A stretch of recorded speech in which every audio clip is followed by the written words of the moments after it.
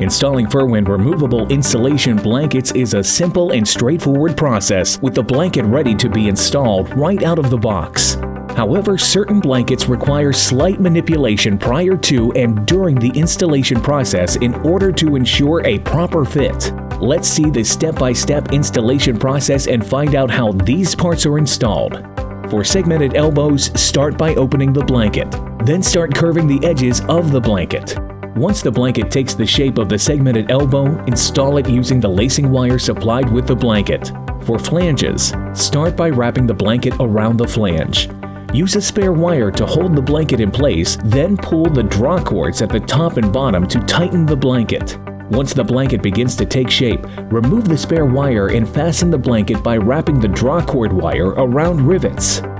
For MineWrap Mark III butterfly elbows, open the blanket while curving the edges and place the blanket around the elbow.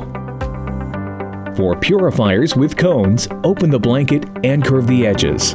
Then bring the edges together to get the correct shape. Visit Firwin.com and request a quote today.